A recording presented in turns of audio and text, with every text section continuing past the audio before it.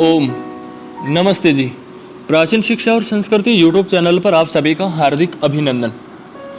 आज हम आपके साथ कृदंत प्रकरण के बारे में चर्चा करेंगे। कृदंत प्रकरण के दो भाग हैं, एक तो पूर्व कृदंत और एक उत्तर कृदंत। आज हम आपके साथ पूर्व कृदंत के बारे में चर्चा करेंगे।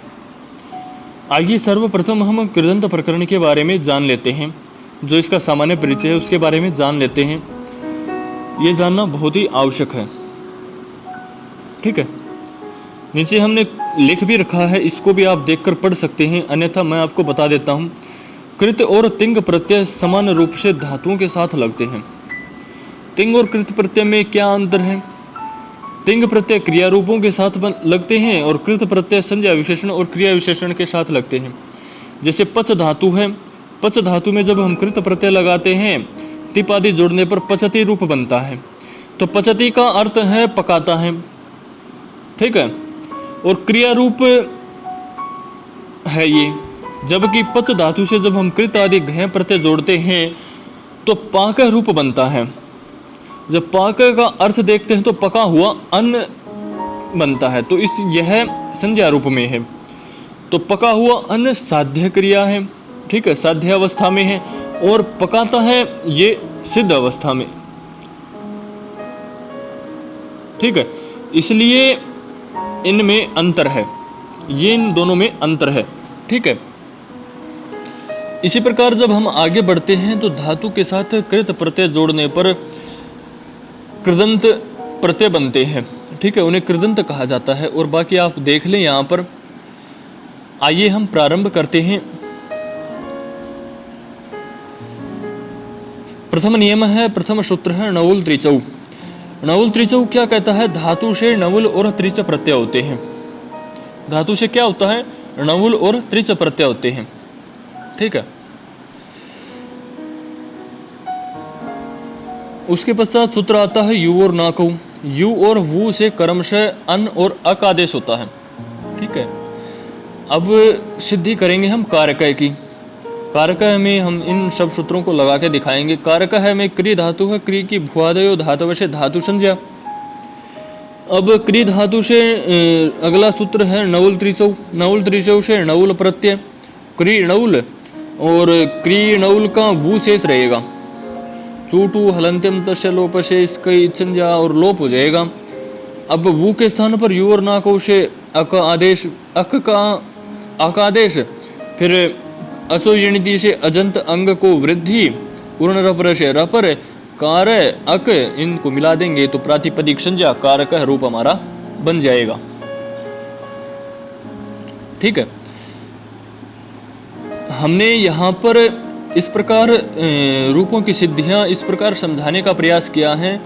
यदि आप प्रथमतः देख रहे हैं, प्रथमतः समझ रहे हैं, तो आपको समझ में आ जाएगा।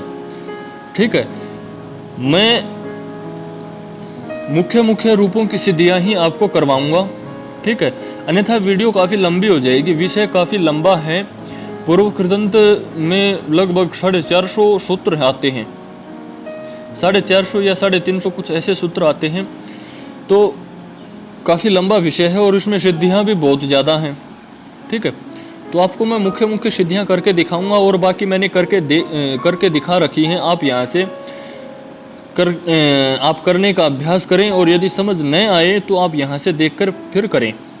फिर भी समझ न आए तो आप हमारे से संपर्क करें, कमेंट कीजिए, हम आपको समझाएंगे। ठीक है, इसके पश्चात कारिका है। कारिका, कर्ता, कर्त्री आदि सिद्धियां आप करें। वोढ़ा, इन सब को आप करके देखें। कुटिता। ठीक है, इसके पश्चात अगला नियम है, सूत्र है नंदी ग्रही पचादिभ्यो लेउनिन्यच। सूत्र कहता है नंद, ग्रह, पच आदि धातुओं से कर्म से ल्यू, निनी और अच प्रत्यय होते हैं। आइए हम नंदन की सिद्धि बनाएंगे।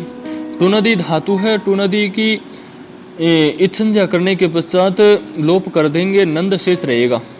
ठीक है, टू की आद्री, टू डुवे से टू की इच संज्ञा, उपदेश अज अनुनासिक इच से ई की इच संज्ञा, और तस्य लोप से लोप नंद शेष रहेगा, नद शेष रहेगा। भुआदयो धातु से धातु संज्ञा यदि तो नुम धातु से नुम का आगम मेदज जो अंत्यात पर से आकार के बाद न नुम नद, अब इसका भी लोप कर देंगे। हलंत्यम उपदेशे अज अनुनासिक इत और तस्य लोप से, तो नंद हमारे पास शेष रहेगा। तो हेतुमती च सूत्र से निच प्रत्यय, तो निच का ई शेष रहेगा, नंद ई। स्नादंत्य धातु से धातु संज्ञा नंदी ग्रही पचादिभ्यो ल्यू निन्यच सूत्र से ल्यू प्रत्यय आएगा। नंद ई ल्यू, ल्यू का यू शेष रहेगा, यू का शेष रहेगा। तो यू और ना को हमने सूत्र पढ़ा ही था, यू और ना को से यू के स्थान पर क्या होगा, अनादेश, अनादेश हो जाएगा, नंद ई अन। अब आर्ध धातु कम शेष से आर्ध धातुक संज्ञा, अगला सूत्र आता है अनेरनेटी, अनेरनेटी सूत्र से इकार का लोप हो जाएगा। जो ऊपर हमने किसका निच का जो इकार है उसका लोप हो जाएगा अनेरनेटी से। तो नंदन को मिला देंगे, नंदन प्रातिपदिक संज्ञा स्वाद्युत्पत्ति विभक्ति कार्य, ठीक है। अब इसी प्रकार कुछ एकाध स्थान पर परिवर्तन होगा, जनार्दन रूप बनेगा, इसको आप करके देखें। लवण है, ग्राही, स्थाई, मंत्री आदि रूपों को आप करके देखें। यदि आप समझ नहीं पा रहे तो आप यहाँ से देख सकते हैं, और तब भी समझ नहीं आता तो आप हमें कमेंट कीजिए, हम आपको समझाने का प्रयास करेंगे, ठीक है। अगला नियम है, सूत्र है एगु पद ज्या परि किरह कह। सूत्र कहता है एक उपदा में हो ऐसे धातु ज्या परि और क्रि धातुओं से कह प्रत्यय होता है। अब रूप है बुध, बुधय में बुध धातु है, बुध भुआदयो धातु से धातु संज्ञा बुध, और ईगु पद ज्या परि क्रह कह से सूत्र से कह प्रत्यय बुध क, क का ऐसे रहेगा, ठीक है। लसक्वत देते से ककार की संज्ञा तस्य लोप से लोप बुध अ, और बुध को इनको मिला देंगे तो प्रातिपदिक संज्ञा स्वाद्युत्पत्ति विभक्ति कार्य बुध है। इसी प्रकार कृष है, जय, प्रिय और कृह की सिद्धि है। इन सब को आप करें, अभ्यास करें। यदि समझ नहीं आती तो आप यहाँ से देखकर करें, तब भी समझ नहीं आती तो आप कमेंट कीजिए, हमें बताइए, हम आपको समझाएंगे। इसी प्रकार जब हम आगे बढ़ते हैं तो अगला नियम है आतस चोपसर्गिक है। सूत्र कहता है उपसर्ग सहित आदंत धातु से कह प्रत्यय हो। उपसर्ग सहित आदंत धातु से कह प्रत्यय हो। अब उदाहरण है इसका प्रज्य है, शुक्ल है, प्रज्य है, रूप की सिद्धि करेंगे तो प्रज्य है, प्रज्य धातु भुआदयो धातु से धातु संज्ञा, और आतस चोपसर्गे ऊपर हमने सूत्र पढ़ा है उपसर्ग युक्त आदंत धातु से कह प्रत्यय, क का अह शेष रहेगा, प्रज्य अ, आतो लोप इति च सूत्र से आकार के परे रहते आकार का लोप हो जाएगा, प्रज्य अ, तो इनको मिला देंगे तो प्रज्य कृतधित समासाश्च से प्रातिपदिक संज्ञा स्वाद्युत्पत्ति विभक्ति कार्य प्रज्य रूप बनेगा। इसी प्रकार शुक्ल है, शुक्ल को आप करके देखें, यदि समझ नहीं आता तो आप यहाँ से देख सकते हैं, ठीक है। अगला सूत्र है पाघ्रा धमा धेट दृश शह। सूत्र कहता है पाघ्रा धमा धेट और दृश धातु से परे कर्ता में कर्ता अर्थ में श प्रत्यय होता है। अब रूप है पिबह, पीने वाला, पिबह अर्थात पा धातु में पाघ्रा धमा धेट शह सूत्र से श प्रत्यय करेंगे। वादयो धातु शेष की धातु संज्ञा भी करनी है। सह प्रत्यय करने के पश्चात सह का अशेष रहेगा, ठीक है। अब जब अशेष रह जाएगा तो तिंग शीत सार्वधातुकम से सार्वधातुक संज्ञा शप आदि प्रत्यय सबका भी सशेष अशेष रहेगा, पा अ बन जाएगा। तो एक सूत्र आता है पाघ्रा धमा मना दान दृश्य यर्ति सरति शद सदाम पिब जिग्र धम तिष्ट मन यच्छ पश्यर्छ धौशीय शिदा। सूत्र से क्रमशः पा धातु के स्थान पर पिब, घ्रा धातु के स्थान पर जिघ्र स्था धातु के स्थान पर तिष्ठ, दृश्य धातु के स्थान पर पश्य, इस प्रकार आदेश होंगे। ठीक है, और ये सूत्र बहुत ही महत्वपूर्ण है। और ये जो हमने ऊपर पा ग्रह दमाद धेट दृश्य, ये भी बहुत ही महत्वपूर्ण सूत्र है, याद रख लें इनको, परीक्षाओं में आने की संभावना है। ठीक है, तो पाकिस्तान पर पिब आदेश कर देंगे, अतो गुणे से पर रूप एक आदेश, और पुनः पर रूप एक आदेश करने के पश्चात पिब रूप बन जाएगा। प्रातिपदिक संज्ञा स्वादोत्पत्ति विभक्ति कार्य, पिब हमारा रूप बन जाएगा। इसके पश्चात आप अभ्यास करेंगे जिग्र, सूंघने वाला अर्थ में है, ये घ्रा धातु है, घ्रा में जिग्र आदेश हो जाएगा। ठीक है, धम है, धम का भी अभ्यास करेंगे आप। यदि समझ नहीं आती तो आप यहाँ से देख लें, तब भी समझ नहीं आती तो आप कमेंट कीजिए, हम आपको समझाएंगे। ठीक है, धय, धय में अय आदेश होगा। ठीक है, इसको आप देख लें, अभ्यास करें। धया, धय के समान ही है। पश्य, पश्य में दृश्य धातु है, दृश्य के स्थान पर पश्य आदेश होगा। अभ्यास करें इन सब का आप। ठीक है, यदि समझ नहीं आता तो यहाँ से देख लें। अगला नियम है अनुपसर्गा, अनुपसर्गा लिंप विंद धारी पारी वेद्यु देजी चेती साति साहिभ्यश्च। सूत्र कहता है उपसर्ग रहित लिंप विंद धारी पारी वेदी उत्पूर्वक एजी चेती साति साही इन धातुओं से कर्ता अर्थ में श प्रत्यय होता है। अब लिंप अर्थात लीपने वाला,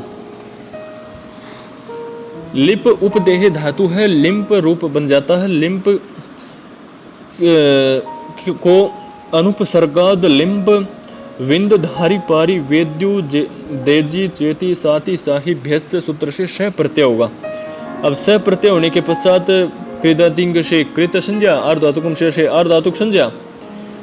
अब स का ऐसे रहेगा, लिंप लस्व का लशक का होता देते से सकार की संज्ञा, ये ककार लिखा हुआ है, थोड़ा इसको ध्यान रखें।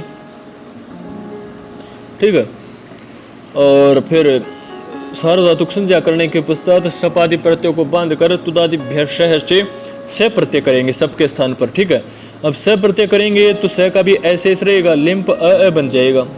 ठीक है, अब अतो गुणे से पर रूप एक आदेश कर देंगे, लिंप प्रातिपदिक संज्ञा स्वादोत्पत्ति विभक्ति कार्य। इसी प्रकार ये लिंप बन गया।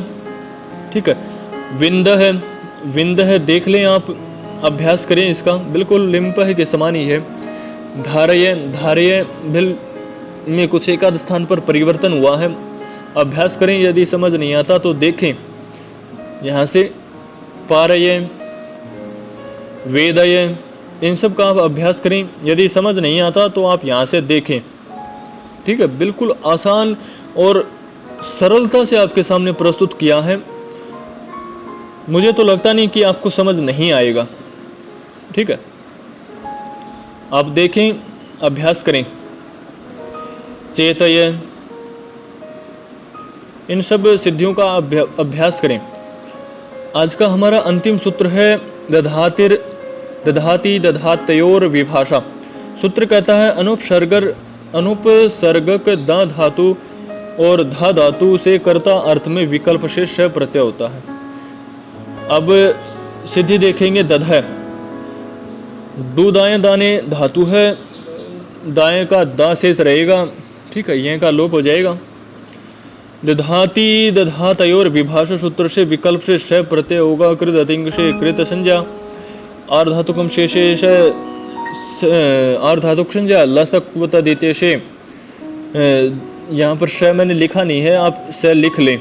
ठीक है, स का अशेष रहेगा और द तिंगशित सार्वधातुकम से सार्वधातुक संज्ञा, कर्तरी शप से शप प्रत्यय, शप का भी अशेष रहेगा। अशेष रहने से पूर्व ही सबका लोप हो जाएगा, जो त्यादिभ्य श्लू से। ठीक है, स्लू अर्थात सबका स्लू हो जाएगा, लोप हो जाएगा। स्लऊ से द्वित्व होगा धातु को, दादा ए बन जाएगा। पूर्व अभ्यास से पूर्व दा धातु की अभ्यास संज्ञा और हलादि शेष से आदि हल शेष हर्षव से दा के आकार को हर्षवादेश द आ ए रूप बन जाएगा। ठीक है, आगे सूत्र आता है सार्वधातु कंपित। सूत्र से गित्वद भाव होगा। ठीक है, गित्वद भाव होने के पश्चात अगला सूत्र आता है स्नाभ्यस्त योरात है। सूत्र से दा के आकार का लोप हो जाएगा। हमारे पास रूप है द द अ। ठीक है, गित्वद भाव होने के कारण दा के आकार का लोप हो जाएगा। अब लोप हो जाएगा तो प्रातिपदिक संज्ञा इनका मिलाप कर देंगे और स्वाद उत्पत्ति विभक्ति कार्य दध रूप हमारा बन जाएगा। ठीक है, और दध में धातु है डू धाई धारण पोषणयो। इसको आप करें, आपका अभ्यास होगा। यदि समझ नहीं आता तो आप हमें कमेंट कीजिए। बिल्कुल पूर्व सिद्धि के समान ही यह सिद्धि है। ठीक है, आज के लिए इतना ही। आशा करता हूँ हमारा यह प्रयास आप सभी के लिए अत्यंत लाभकारी सिद्ध हुआ होगा। साथ ही इस वीडियो को आप अपने मित्रों के साथ भी ज़रूर शेयर करें, जिससे उनको भी इसका लाभ मिल सके। धन्यवाद। फिर मिलेंगे अगली नई वीडियो के साथ।